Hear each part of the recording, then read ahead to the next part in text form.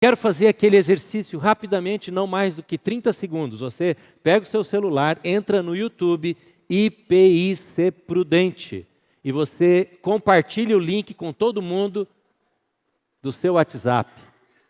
E além disso, você dá o joinha aí, dá o like para esse vídeo do nosso culto e para muito mais pessoas. Faça isso agora e depois fecha a rede social, tá bom? Não é para ficar no WhatsApp de jeito nenhum, perdendo seu tempo e deixando de estar atento. Mas faça isso agora, compartilha. Nós temos cerca de 50 a 100 pessoas assistindo o culto agora, eu não sei exatamente nesse momento. Vamos ver se a gente multiplica esse número. E não é apenas para a pessoa estar no YouTube da nossa igreja, mas é para ela ouvir a palavra de Deus, ser abençoada.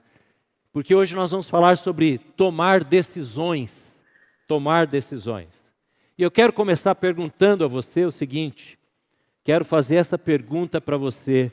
Seja bem honesto, você não precisa falar com ninguém, nem com quem está do seu lado. Você se lembra de uma decisão que você tomou na vida? Uma apenas, que foi produtora, essa decisão foi produtora de alegria na vida de outras pessoas? Pode ser do seu cônjuge, pode ser dos seus filhos, talvez os seus pais ficaram muito felizes. Você mesmo, olhando para essa decisão, hoje, já no passado, você falou, que decisão boa que eu tomei. Quem é que tem uma história de uma boa decisão aqui? Levante a mão, por favor. Lá em casa, quem tem uma boa decisão tomada? Vida profissional, relacionamento. Talvez um problema que você estava carregando, um conflito com alguém, e você tomou uma decisão e aquilo te levou a resolver o conflito. Agora preste atenção, olhe para mim aqui, por favor. Pense numa má decisão agora. Quem tem aqui... Opa, não precisa erguer a mão. Não precisa. Quem tem aqui uma má decisão na história da sua vida? Que você olha para trás e diz, puxa, foi difícil consertar essa decisão. O preço foi alto. Eu entristeci tais pessoas. Eu dei prejuízo para minha família. Ou eu me arrependo amargamente de ter tomado essa decisão. Você tem isso também? Muito provavelmente. Talvez uma briga que você criou, que foi grande, e muita gente ficou triste, e muita gente ficou abalada. Talvez um prejuízo financeiro, uma decisão que você tomou, às vezes uma despesa que você trouxe para a sua família. E o fato das más decisões, sabe o que acontece? É que outras pessoas têm que pagar o ônus daquela má decisão. Não é sempre você que paga, não é sempre a pessoa que paga o ônus daquela má decisão. Hoje eu quero conversar com você na palavra de Deus sobre ser guiado pelo Espírito Santo nas decisões. O tema que nós estamos abordando esses dias é o Espírito Santo, essa pessoa extraordinária. Mas hoje eu quero falar com você sobre esse tema aqui. Domingo passado nós já tocamos nele. Domingo passado nós falamos sobre ter uma cosmovisão, uma visão de vida que é guiada pelo Espírito Santo. Mas hoje eu quero falar com você sobre este assunto. Como tomar decisões acertadas. Quero dar algumas dicas da Bíblia para você. Dicas que eu e a Jane temos tentado praticar na nossa vida e nem sempre a gente acerta. Mas hoje eu quero convidar você a olhar para a Bíblia comigo e dizer, aqui eu tenho princípios, ensinamentos para tomar uma boa decisão. Eu quero convidar você a ler essa frase que está aí no slide, em branco. Você em casa também está vendo, provavelmente, ou vai ver esse slide. Mas esta frase diz assim, você pode ler em voz alta comigo? Como tomar decisões dentro da vontade de Deus e para a glória dEle, trazendo bênção para a minha vida. Como tomar decisões? É isso. Esse é o nosso tema. Mas decisões que, em primeiro lugar, tragam glória para Deus.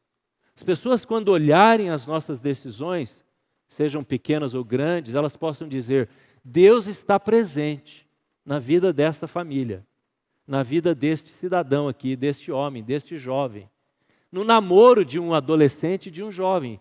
tem que ter alguma coisa diferente, porque essa vida é bonita, eu quero imitar esse adolescente, eu quero imitar essa família. Isso glorifica a Deus. E traga, veja o que diz a final da frase, trazendo bênção para a minha vida. Se traz glória para Deus, vai trazer bênção para nós. Vai trazer bênção para nós. Alguém pode pensar, mas Deus quer tudo para a glória dele? É lógico, porque se a gente trabalha na nossa vida, se esforça para tomar decisões que o honrem, o efeito disso vai ser prosperidade, felicidade, alegria na nossa vida. Então esse é o nosso alvo nesta noite. E eu quero convidar você a ver alguns passos que nós precisamos tomar para tomar boas decisões que façam isso. Glorifiquem a Deus, seja da vontade dele, façam bem para nós e para a família. Eu estou falando aqui com gente que faz parte de uma família, eu estou falando aqui com casais, com mães, estou falando aqui com pais, estou falando aqui com jovens, com alguns que estão pensando em casamento, estou falando aqui com um grupo de famílias, e eu sei que você não quer prejudicar a sua família. Nós não queremos deixar de abençoar quem está perto de nós. Mas decisões têm um poder de destruição tremendo, terrível. E decisões têm um poder também para abençoar tanta gente. Tanta gente. Eu quero que você pense nos seus familiares. Eu quero que você pense na sua empresa, no seu comércio, no seu empreendimento. As pessoas que trabalham com você ou as pessoas que dependem, às vezes, de você para ter sustento, inclusive. Eu quero que você pense na família. Você que tem um namorado, uma namorada, que você pense na família do seu namorado. Como eles vão ver Deus através do seu relacionamento. Então vamos lá. A primeira coisa que eu quero mostrar para você é isso aqui, esses títulos que vão aparecer aí no alto da tela, aqui para nós que estamos no templo. E aqui diz que, em primeiro lugar, nós temos que identificar onde eu estou no índice da sabedoria. Vamos falar essa frase juntos, esse título? Vamos falar juntos para grifar? Identificar onde eu estou no índice da sabedoria, ou na tabela da sabedoria. E eu quero mostrar para você aqui 3 versículos. O primeiro versículo está aí. O primeiro versículo está em Provérbios 17, 10. Você pode ler comigo em voz alta? Vamos lá? A repreensão faz a marca mais profunda no sábio do que 100 açoites no insensato. Olha só. O escritor de Provérbios está usando aqui uma hipérbole, um exagero, para dizer que a pessoa que é sábia, que é sensata, ouve uma dica, ouve um conselho, ouve uma repreensão, e isso faz mais marca nela do que 100 chicotadas no insensato. Olha que coisa. Veja o que diz agora esses 2 próximos versículos. Olhe lá. Castigue, leia comigo, vamos lá? Castigue o zombador e o simples aprenderá a prudência. Repreende o homem discernimento e ele crescerá em sabedoria. O de baixo, vamos lá, na sequência?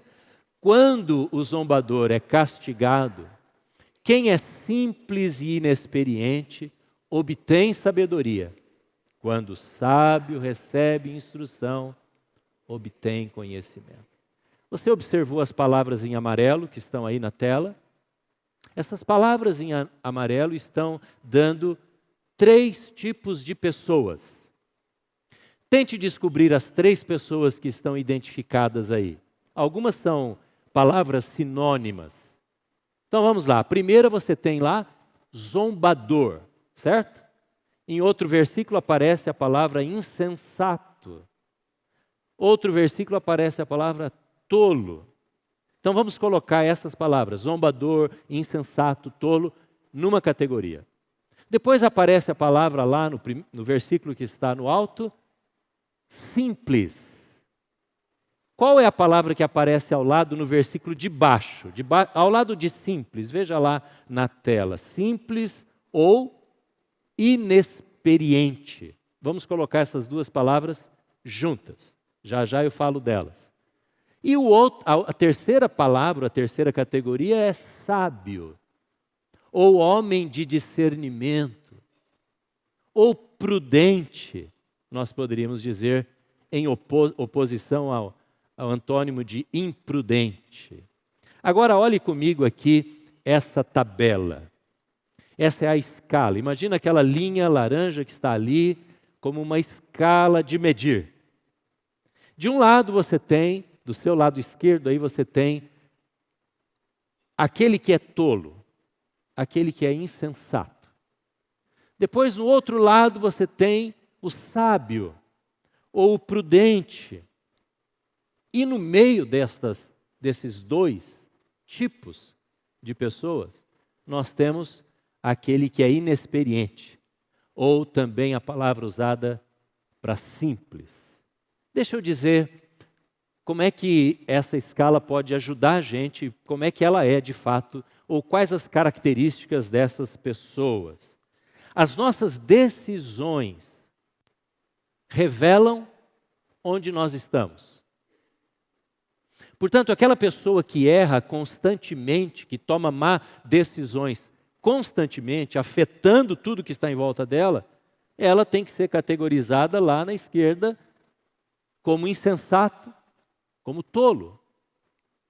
Aquela pessoa que, pelo contrário, busca a sabedoria de Deus, ora, busca conselho e cumpre alguns requisitos para tomar boas decisões, ela é sábia. Ela é prudente, é assim que ela é chamada em Provérbios. E quem está no meio ali, às vezes sendo tolo, às vezes sendo sábio, é o inexperiente, é o simples. Em qualquer área da vida que você olhar para você ou para alguém, você vai poder pôr essa pessoa nessa escala. Ela vai estar mais perto de uma dessas características. Isso está em Provérbios. Se você ler Provérbios, os 31 capítulos você vai ver características da mulher sábia, do jovem sábio, do homem sábio, enfim. E vai ver também a marca do tolo, do insensato. Deixa eu dizer para você como é que o tolo vive com respeito a decisões. Eu não sei como é que você vai se identificar. Muitas vezes na minha vida eu tenho que dizer, fui tolo, fui insensato. Tomei decisões mais parecidas com quem é assim do que quem está no outro lado da escala. Veja se você consegue ver essas características na sua vida. Deixa eu dar um pedido aqui. Não é para ficar lembrando dos outros, tá bom? Tal pessoa podia estar ouvindo isso. O máximo que você pode fazer é compartilhar com ela na rede social, mas não é para ficar pensando. Agora cada um pensa para a sua própria vida, tá bom? Vamos lá então. Como é que o tolo vive nas decisões? Primeiro, ele rejeita conselhos. Ele rejeita conselhos.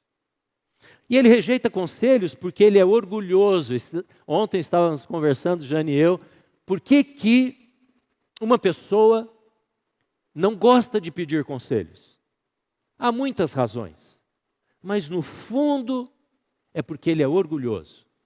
Ele é dono da sua própria vida e ele acha que ele pode resolver os seus próprios problemas.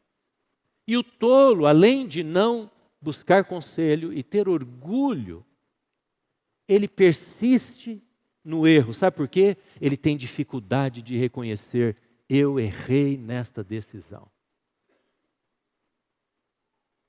É difícil para um homem, um pai, chegar para os seus filhos e dizer, filhos, eu trouxe prejuízo e vocês me perdoem por eu ter decidido daquela maneira. É muito difícil para um casal reunir os seus filhos e dizer, nós erramos e trouxemos dano para a família ao tomarmos aquela decisão. É muito difícil. Exige humildade, coração mole, exige cerviz, que é o pescoço, não é? A nossa cabeça se abaixar, na linguagem da Bíblia, o homem de dura cerviz. Quando ele é quebrado pela circunstância, é difícil recolocá-lo de pé. Então o tolo é assim. E ele diz assim, mas eu decidi isso porque não tive o apoio necessário. Ele joga a culpa nos outros. É aquele filho que diz, eu tenho essa raiva dentro do meu coração porque meus pais me irritam demais. A culpa é do outro. A culpa é do patrão, a culpa é do chefe da seção, do departamento. A culpa é da escola, a culpa é do professor, a culpa é da estrutura, da igreja, de quem quer que seja. Mas não é minha, eu não me torno dono da culpa, da responsabilidade. E sendo assim, eu sou tolo, eu sou insensato. Eu não sei quando foi a última vez que você pediu perdão para alguém que você errou. Pode ter sido uma coisa pequena, mas é tão difícil dizer eu realmente estou errado. É difícil. Você, filho, chegar para o seu pai, sua mãe e dizer, mãe, me perdoa, porque eu ergui a voz, eu falei aquilo, eu te desagradei e eu te peço perdão. Então, Provérbios é um constante desafio, deixe de ser tolo. Deixe de ser imprudente, deixe de ser insensato. E mesmo caído, ele não se rende. É como aquela criança, pré-adolescente, que chegou para o pai ou para a mãe e disse assim, os pais estavam dizendo, me obedeça, faça isso. Você tem que fazer isso, pare de fazer aquilo, faça isso. E aí ele vira para o pai e diz, eu faço por fora, mas por dentro eu não estou fazendo. Já pensou? Agora, é normal, é quase que comum ver isso numa criança, porque é normal numa criança ser imprudente, ser insensata, ser tola, desobediente. Mas quando um adulto, um homem, uma mulher, um jovem, toma uma decisão sem se render ao arrependimento, isso então é tolice. Agora, como é que, vamos para o outro lado aqui, tá bom? Como é que o sábio e o prudente tomam as suas decisões? O sábio e o prudente tomam as decisões de forma diferente, por isso eles desfrutam do amor de Deus. Eles sabem que Deus o ama, e Deus está cuidando da vida dele. Deus está cuidando da minha casa, Deus vai prover as necessidades, eu posso decidir crendo que Deus vai me ajudar. Há pessoas que têm medo de ter filho hoje. Tem casais que dizem, não, o mundo está muito complicado, eu não quero ter filho não. Ué, mas cadê a confiança do Senhor que Deus vai prover o dinheiro, Deus vai prover a sabedoria? Então, olha, eu não quero ter filho, porque está muito difícil. Eu já ouvi isso da boca de jovens casais. Mas o sábio confia no amor de Deus. Mas o sábio também desfruta do conselho de boas pessoas, de pessoas apropriadas. Ela pede conselho, ela ouve a opinião, ela está aberta para dar ouvidos às pessoas mais velhas. Deixa eu perguntar para vocês, jovens e adolescentes, quando foi a última vez que você chegou para o seu pai, para a sua mãe, e disse, pai, mãe, o que você acha disso? Talvez você seja casado e você tenha a sua família. Quando foi a última vez que você chegou para alguém mais idoso, mais velho, na sua família e fez essa pergunta? Você pode ter toda a liberdade de dizer, viu? Pode ser o avô, pode ser o pai. Diga o que você acha disso que eu estou pensando em fazer. Pode ser um namoro, pode ser um curso, uma escolha, uma compra, um compromisso financeiro, a mudança de trabalho, qualquer coisa. Como eu posso resolver esse conflito? Você já chegou e pediu isso para alguém? um conselho para alguém. O que você acha que eu posso fazer para resolver essa briga, esse problema que eu tive com aquela pessoa? O sábio aprende. E ele cai uma vez, ele erra uma vez, e aquilo é aprendizado para a vida dele. Eu não quero mais ter esse tipo de experiência. Esse é o sábio. Agora a pergunta a você é o seguinte: como age o simples ou inexperiente? Você já ouviu aquela frase que diz: quem não vem pelo amor, como é que é? Quem não vem pelo amor, vem pela... Esse é o inexperiente, o simples. E simples aqui não é no conceito de alguém que tem poucos recursos, que não estudou muito, não. Ele é simples porque a maneira dele pensar não é buscando a melhor decisão. Ele age segundo o seu próprio entendimento. Por isso ele é chamado de inexperiente. Ele não tem ainda a prática da busca da vontade de Deus para tomar as decisões. Sabe o que acontece com o simples? Ele demora para amadurecer. Você já viu uma pessoa que tem uma certa idade já para vida adulta, mas que toma decisões feito adolescente? Já viu? Esse é o simples.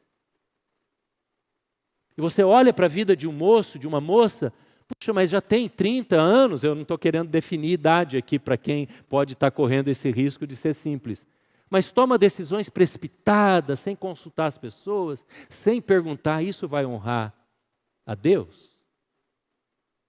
E depois que ela toma uma decisão, aí ela vai comunicar às pessoas que poderiam dar um conselho para ela.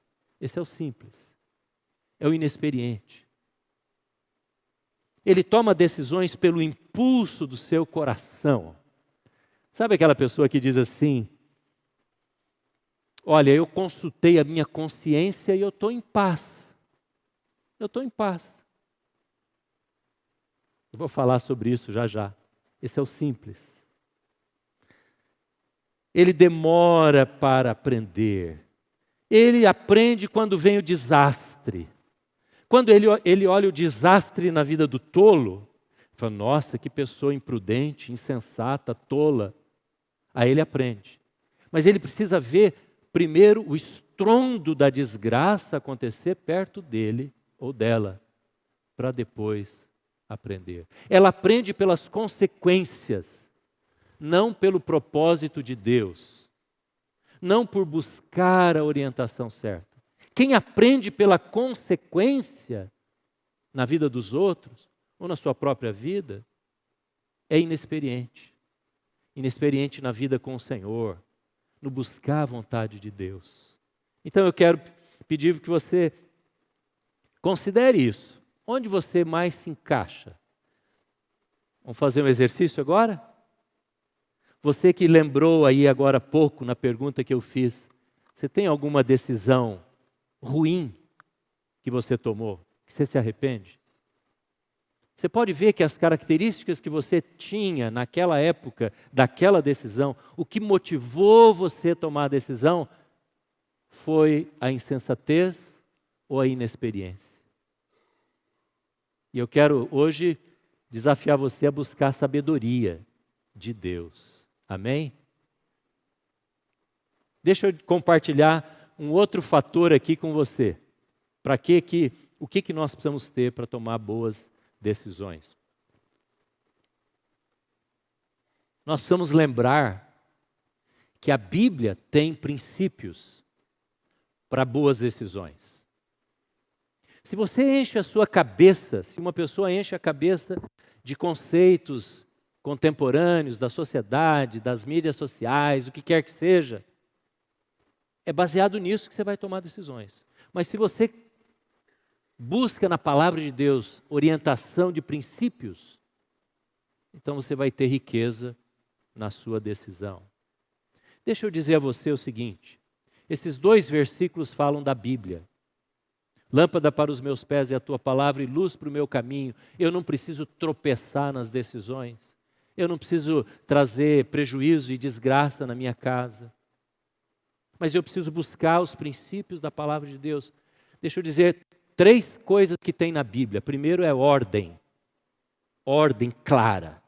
Se você é filho e você desonra o seu pai e sua mãe, você está contrariando em qualquer decisão uma ordem que é dada por Deus. Há ordens na Bíblia. Não faça isso. Porque Deus, quando diz não, assim como o pai e a mãe diz não para uma criança, ela está protegendo a criança. Ela não está querendo esmagar a criança, punir a criança, impedi-la de ser feliz. Pelo contrário, ela está buscando o caminho da paz para o seu filho. A outra coisa que tem na Bíblia, além de ordens, há conselhos. Conselhos. Por exemplo, a Bíblia não diz se você deve se casar com este ou com aquele. Você não vai encontrar na Bíblia uma orientação sobre como você deve buscar seu casamento, com quem você deve casar. Mas a Bíblia tem princípios de como usar o seu corpo. Por exemplo, Tessalonicenses diz assim, que cada um deve saber possuir o seu próprio corpo, para não gerar escândalo e nem desconsiderar as pessoas. Às vezes a maneira como um homem, como um moço, como uma moça, se relaciona com o sexo oposto, provoca a outra pessoa. Então, como uma pessoa que tem um namoro provocativo, um namoro descuidado, não visando a santificação, a pureza no relacionamento, que transa antes do casamento, como essa pessoa vai querer construir uma decisão de casamento abençoada e construir uma casa abençoada? Tem um conselho aí. Siga o conselho para você se dar bem. Então, os Tessalonicenses orienta isso. Como que você vai construir uma boa família no aspecto financeiro? Veja bem, você quer ter uma família abençoada, para que quando você chegar lá na velhice, você tenha provisão financeira, você tenha uma casa, você tenha sustento digno para a sua casa. Mas se você não segue o conselho da Bíblia de dar generosamente, de ser fiel naquilo que Deus dá a você, você entende isso? É um conselho. E Deus não vai ficar puxando a gente para obedecer à vontade dEle e tomar uma boa decisão todo mês com o nosso orçamento. Deus não vai fazer isso. Se você não quer ser generoso, você não seja. Não vai ser. E Deus não vai ficar cada mês dando uma desgraça para a sua vida, para a vida de alguém, para dizer você precisa mudar. Deus não vai fazer isso. Mas Deus te dá um conselho, dá para mim. E aí, nós decidimos seguir. Então Deus dá ordens, Deus dá conselhos e Deus dá princípios. Princípios. A Bíblia está cheia de princípios, eu gosto de falar de princípios. Eu não quero falar de regras. As pessoas ficam perguntando, mas por que na Bíblia não pode comer tal coisa? Por que na Bíblia não pode fazer tal coisa? A roupa é aquela ou a roupa é essa? Não é isso que importa. São leis passageiras do Antigo Testamento. Você precisa descobrir todo dia na Bíblia um princípio que seja aplicável para qualquer coisa na sua família, na sua vida pessoal. Vou dar um princípio para você, simples, sobre dinheiro. Honra o Senhor com os seus bens e andará feliz em toda terra. A hora que você for fazer uma compra, lá usando o cartão, você vai lá no shopping, né? A gente diz que não pode ir no shopping com 2 coisas. Com cartão e com dinheiro. Não, não é isso. Você não pode ir no shopping com 2 coisas acontecendo dentro de você. Primeiro, fome. Você tem que comer primeiro. Porque às vezes a compra da sandália, da blusa, do sapato, do tênis, totalmente desnecessária é para matar a fome, e você não percebe isso. Por isso que a praça da alimentação fica escondida. Lá, primeiro você passa pelas lojas, aí você vai para a praça da alimentação. Segunda coisa que você não pode ter quando você vai fazer compra é tristeza. Está chateado? Não vai no shopping. Não vá no shopping. Está magoado? Não vá fazer compra. É assim, é um princípio. Então, a Bíblia diz, honra ao Senhor com os teus bens. Como? Eu dei meu dízimo, eu honrei ao Senhor? Não, porque o que eu faço com o meu dinheiro, tudo o que eu faço, honra ou desonra ao Senhor. Então, a Bíblia tem princípios, a Bíblia tem ordens, a Bíblia tem conselhos. Segundo lugar, ou terceiro lugar agora, a terceira dica. Você pode ler essa dica aqui, isso aqui é importante, hein? Vamos lá. Quem é casado vai ler agora, depois todo mundo vai ler depois, tá bom? Quem tem o seu cônjuge aqui ou em outro lugar, lê agora, depois todo mundo lê a segunda vez. Vamos lá? Pedir conselhos de fontes confiáveis. Todo mundo juntos agora? Pedir conselho de fontes confiáveis. Olha o que diz lá. Não havendo sábios conselhos, o povo cai. Mas na multidão de conselhos há o quê? Segurança. Depois diz, com conselhos prudentes, tu irás à guerra. E há vitória na multidão de conselheiros. Veja que nos 2 versículos, está em amarelo ali, eu grifei a palavra multidão. Todo mundo conhece aquele versículo que está ali em cima. Na multidão de conselheiros está a sabedoria. Deixa eu falar um pouquinho sobre isso. Quais são as fontes confiáveis do título? Em primeiro lugar, as pessoas que estão em unidade com você. Se você, por isso que eu falei, leiam agora os casados, tá? Deixa eu falar para você um pouco sobre isso. Se você é casado, se você tem uma casa, uma família, você não pode deixar de priorizar o conselho, a orientação, a sugestão, o compartilhamento com quem é da sua casa. Tem que haver unidade no relacionamento. Eu digo entre o marido e a esposa e o marido. Depois os filhos precisam ser envolvidos no processo de decisão.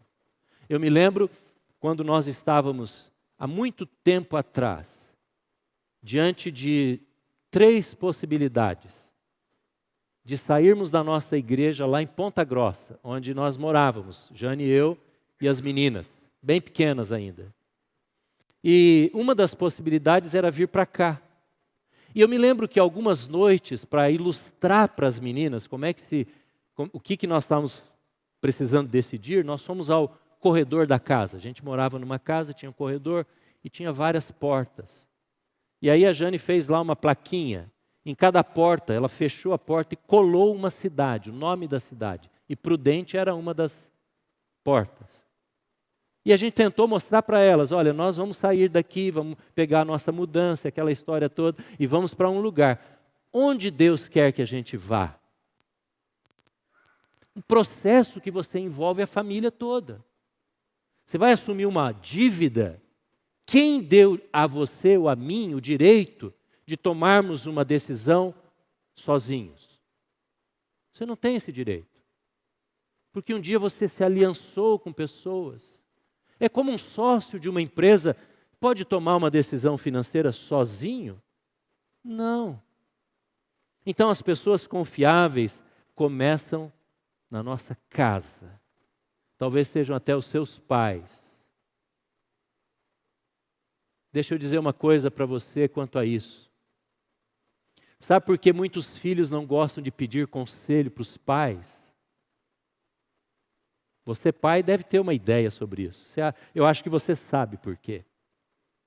Por que que os filhos às vezes não pedem conselho para os pais? Pede para os amigos. Porque os pais vão dizer não se eles quiserem dizer não, não vão? Você vai dizer não, você não deve satisfação de querer agradar o seu filho, você vê um risco, você vai dizer não, acho que você não deve fazer isso. Então, pessoas confiáveis são aquelas que têm a liberdade de apontar outra direção para nós. Vamos imaginar que você esteja precisando tomar uma decisão de um tratamento médico. Você foi no médico, tem muitos médicos aqui, e você descobre com o seu médico, nos exames, que você tem um problema e que você vai precisar tratar daquela enfermidade, fazer um tratamento. Você sai do consultório, o que você faz? Depois que você ouviu a notícia, não muito boa. Você vai fazer o quê? Pastor, eu vou orar. Você não vai orar. Antes de orar, você vai fazer outra coisa. Você vai fazer uma pesquisa no Google, na internet. Porque você quer saber as coisas, não quer? Você quer a opinião dos experts, não é? Você quer a opinião dos experts. É lógico que nós vamos orar. Eu estou dizendo que buscar a opinião de experts é muito fácil. Você vai comprar um carro, você vai conversar com alguém, não é? Que sabe sobre o assunto e assim por diante. Você vai sondar o mercado de trabalho, onde vai aplicar o seu dinheiro, você vai procurar saber nas agências de aplicação financeira, assim por diante. Se é um problema na área do direito, você vai procurar bons advogados que vão te aconselhar. Isso é óbvio. A questão de pessoas confiáveis vai muito além disso. Muito além. É você dar liberdade para as pessoas dizerem: eu acho que você não está caminhando no lugar certo. Essas pessoas. Sabe por que a Bíblia diz aí multidão? Pense comigo, por que está escrito multidão? Quem aqui procura multidão de conselhos? Eu não procuro multidão de conselhos.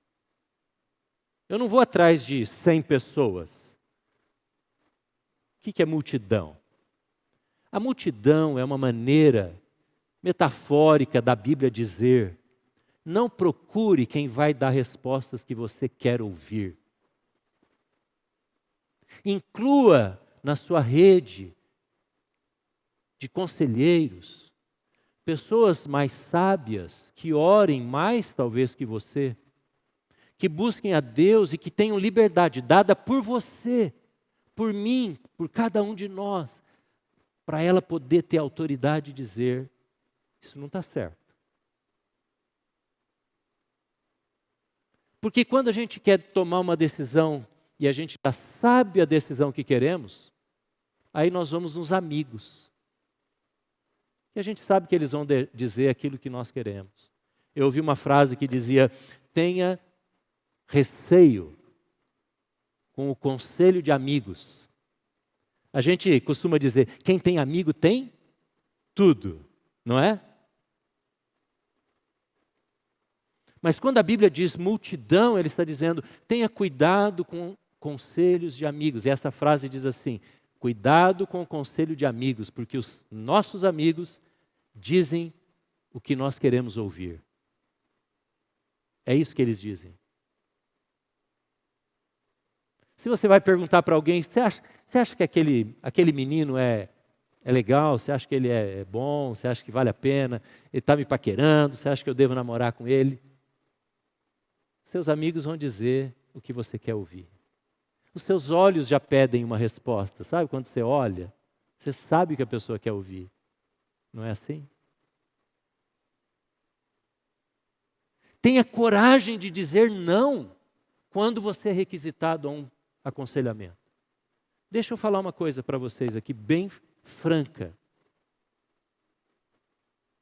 Eu tenho certeza que você já pode ter cometido erros em decisões porque ninguém chegou e deu um alerta para você. Pense bem.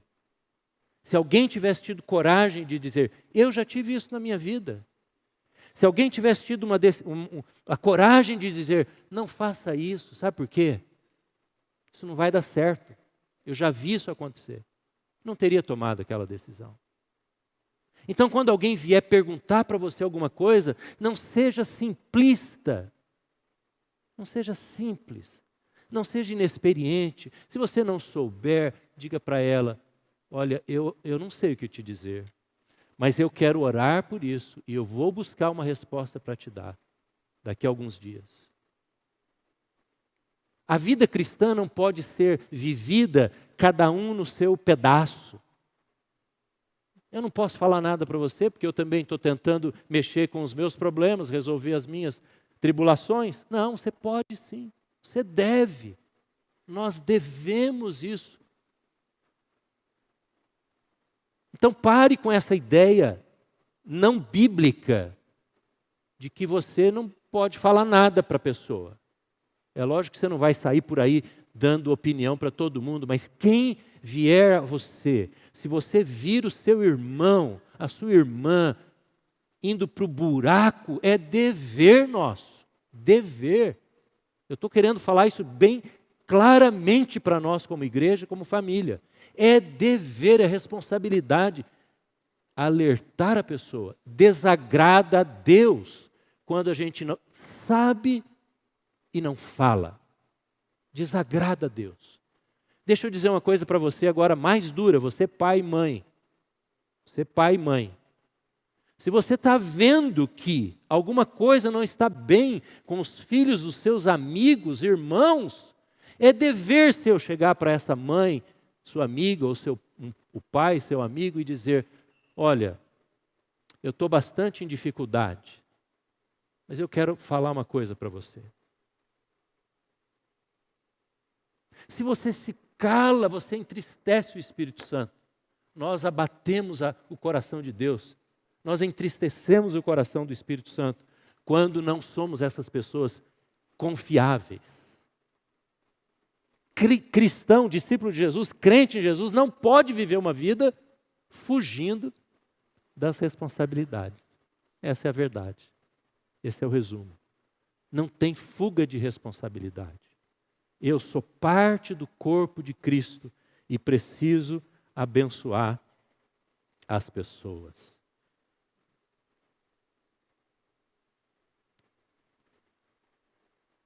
Deixa eu dizer a quarta dica para você. Está aqui. Desconfie do seu coração. Desconfie. A gente vive uma época em que se o coração da pessoa está em paz, se está bem, se ela está sentindo que está tudo bem naquele caminho que ela está decidindo, está ótimo. A pessoa diz assim, eu não estou ofendendo ninguém. Eu não estou fazendo mal para ninguém. Minha consciência não está me acusando. Então eu posso fazer isso. Eu posso ter esse relacionamento com a pessoa. Nós estamos fazendo em mútuo consentimento. A pessoa vai para o motel em mútuo consentimento. Porque o coração dela não a acusa de fazer aquilo que está errado. Quem falou para nós que o nosso coração é o padrão de decisão? Por isso esse texto diz, enganoso é o coração. Eu destaquei em amarelo aí.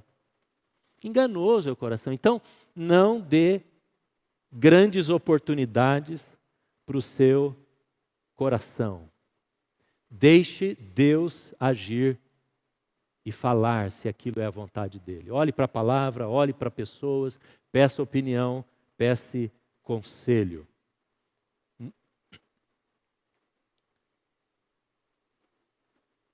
A última dica que eu quero dar a você é esta. Dê ouvidos ao apito em seu coração. Ao mesmo tempo que você não dê tantas asas ao seu coração, deixe o seu coração ouvir o apito que pode acontecer dentro dele. O que eu quero dizer com isso? Olha esse versículo. Vamos ler juntos esse versículo? Vai ser o último desta noite. Vamos ler juntos? Que a paz de Cristo seja o juiz em seu coração, visto que vocês foram chamados para viver em paz como membros uns dos outros e sejam agradecidos. Você precisa buscar a paz de Cristo. Como é que a gente busca a paz de Cristo? Em primeiro lugar, indo buscar no Senhor, em oração. Nenhuma decisão pode prescindir da oração, qualquer que seja ela. Não seja impulsivo.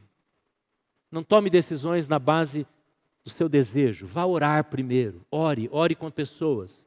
Dê tempo para Deus falar com você sobre uma decisão. Você está em conflito com alguém, você quer resolver o conflito, peça para Deus falar ao seu coração primeiro como resolver aquele conflito. Não saia de casa dizendo, não, hoje eu preciso resolver esse negócio. Sem antes buscar a paz de Cristo em seu coração. Dê tempo para Deus falar com você. Deixe o Espírito Santo falar com você. Busque a paz de Cristo. O texto diz, Ele é o juiz. Por isso o apito. Às vezes, irmãos, nós estamos certos para fazer um negócio, assumir uma responsabilidade. Mas não há paz. Tem um incômodo. Tem alguma coisa que está borbulhando, está incomodando, tem uma pedra ali no sapato, não está confortável aquela decisão. Não há paz. Deixe Deus falar no seu coração, peça mais tempo para orar, ore mais com as pessoas da sua casa. Deixe que a paz borbulhe, aconteça. Ah, pastor, mas nos negócios não são assim, tem que tomar decisões rápidas. Por isso você precisa orar antes. Depender do Espírito Santo. Irmãos, essa paz de Cristo não é uma coisa assim abstrata. Agora eu vou ficar parado aqui e vou buscar paz. Quanto mais cheio de Deus, cheio da palavra, mais fácil você vai discernir se a paz está ali ou ela não está.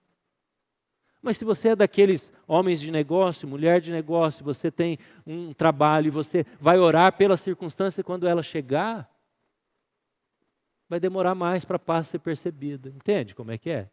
Quanto mais habituado você estiver no treino da busca da paz, mais fácil você vai perceber quando ela chegar ou não.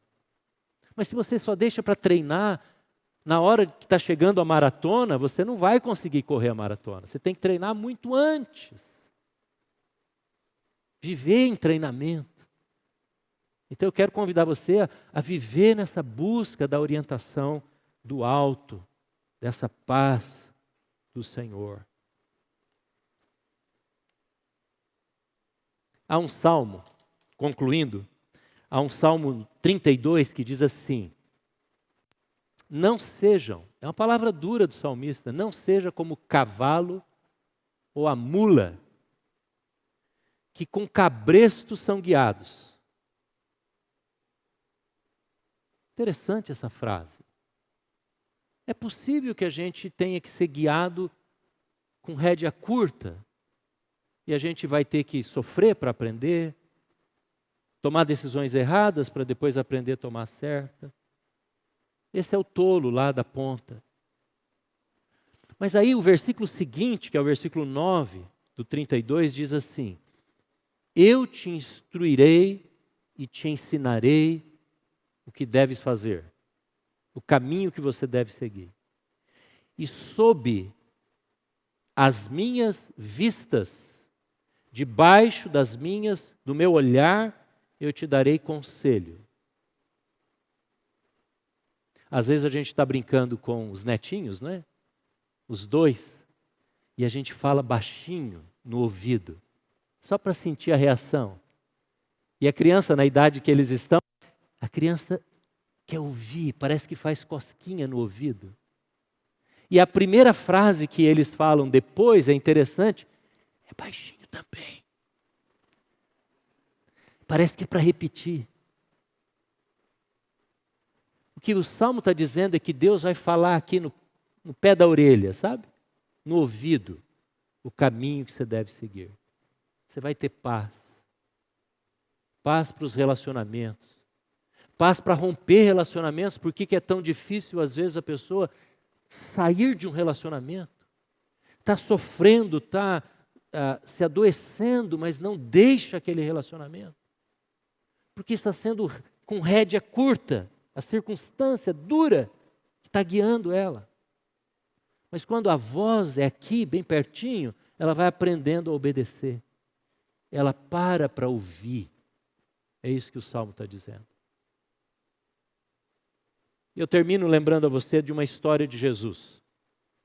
Jesus estava conversando com uma pessoa e aí estava na hora de comer. E os discípulos olharam, não tinha nada de comida perto deles para dar para Jesus. E eles foram para uma aldeia comprar uma comida. Quando voltaram, Jesus disse para eles assim: a minha comida consiste em fazer a vontade do meu Pai. Eles estavam tão preocupados com comida, com bebida, e quando eles chegaram com a provisão, não é? Achando que Jesus ia dizer, que bom que vocês trouxeram aqui a comida para nós, Jesus falou, sabe o que me interessa mais mesmo? É fazer a vontade do Pai. Já pensou você profissional, você tem um escritório, você tem uma empresa, você mulher que dá aula, você tem a sua clínica, você homem que tem o seu negócio, você jovem tem a sua universidade, você pudesse dizer, olhando seus filhos, seus bens, seu dinheiro, a minha vontade, sabe qual é? Sabe qual é a minha prioridade? Não é fazer isso aqui. Não é desempenhar bem a minha profissão. Isso é ótimo. Cuidar dos meus bens é maravilhoso. Cuidar dos meus filhos é ótimo. E a gente deve fazer com zelo. Mas a minha maior vontade, a minha maior comida, o que me dá prazer é fazer a vontade do meu Pai. É decidir segundo Ele, o que Ele quer para mim. Glorificá-lo. Amém, irmãos? Vamos abaixar as nossas cabeças, vamos orar.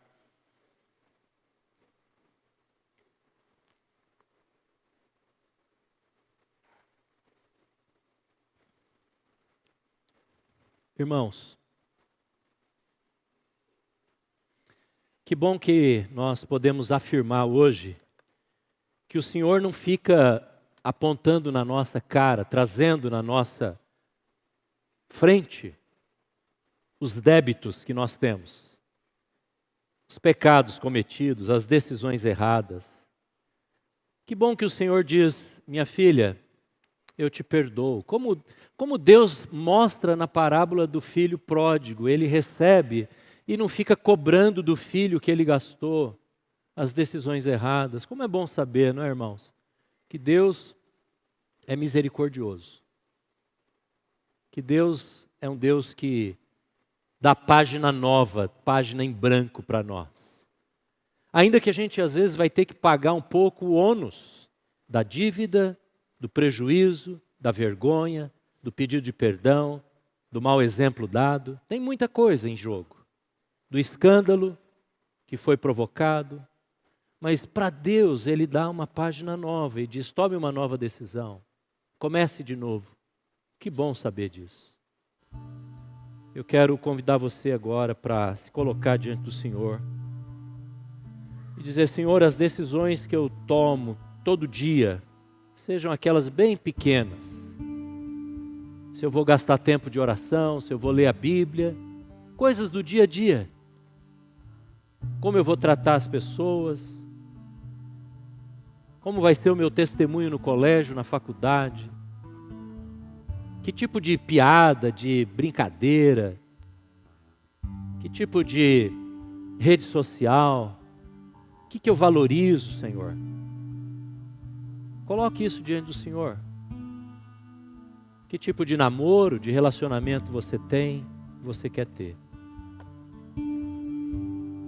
Nós vamos ter um tempo de oração agora, pessoal, antes de orarmos juntos aqui. Vamos ouvir um pedaço de um cântico de entrega, de consagração. Daqui a pouco eu vou convidar você a ficar de pé e continuar cantando essa canção. Mas primeiro vamos ouvir com a nossa cabeça baixada, tempo de oração pessoal.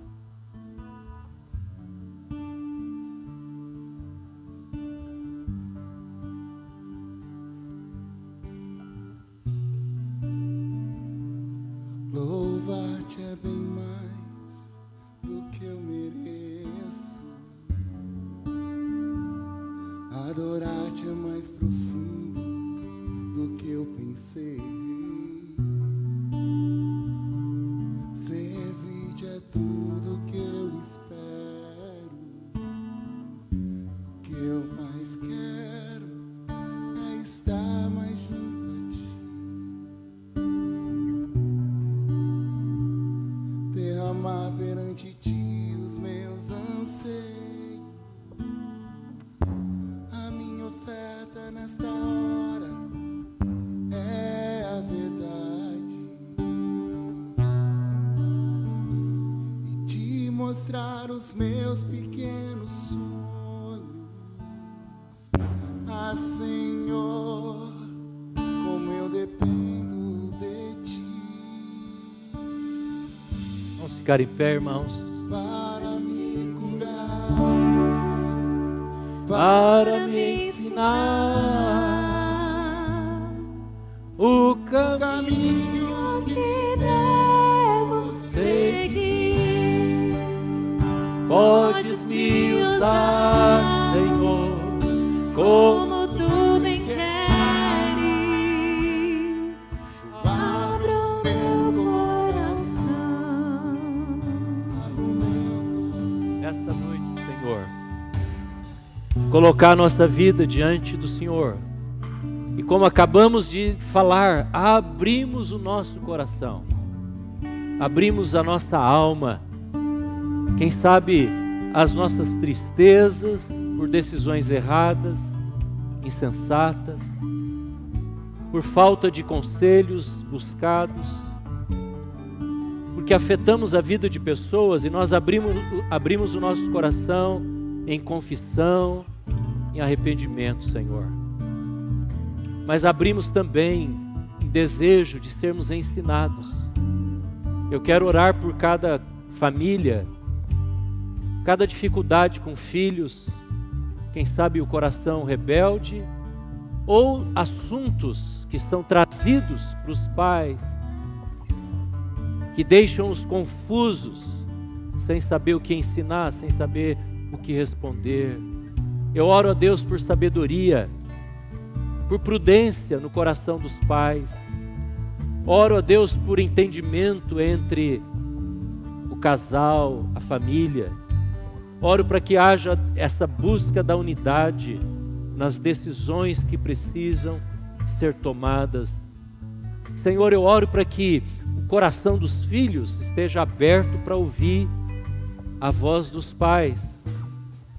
Que o coração dos pais estejam também voltados para entender os seus filhos.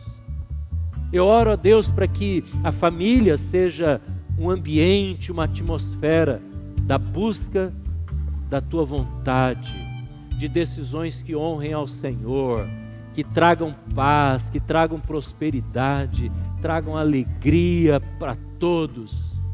Oramos, ó Deus. Eu oro pelos homens, pelas mulheres no seu local de trabalho. Senhor, na sua jornada profissional, eu peço que o Senhor dê entendimento, dê sabedoria, Pai, para que decisões prudentes sejam tomadas, que gerem crescimento profissional, que gere saúde financeira, que assim abençoem pessoas, gerando mais empregos, maior ganho. Pai, nós oramos para que o Senhor prospere a mão de todos os que são responsáveis por recursos, por decisões, por trabalho, por gente, pessoas que dão emprego. Nós oramos por sabedoria. Prospera a mão do Teu povo, Senhor. Ó Deus, nós entregamos, Senhor, os nossos erros, os nossos sonhos, as nossas necessidades. Abençoa os jovens, abençoa a juventude desta igreja, relacionamentos, Senhor, aqueles que precisam se afastar de relacionamentos nocivos. Dá, ó Deus, esta ação prática, rápida, de obediência, de entendimento, Senhor, e leva o Teu povo a experimentar a Tua vontade. Nós oramos em nome de Jesus. Amém. Aleluia.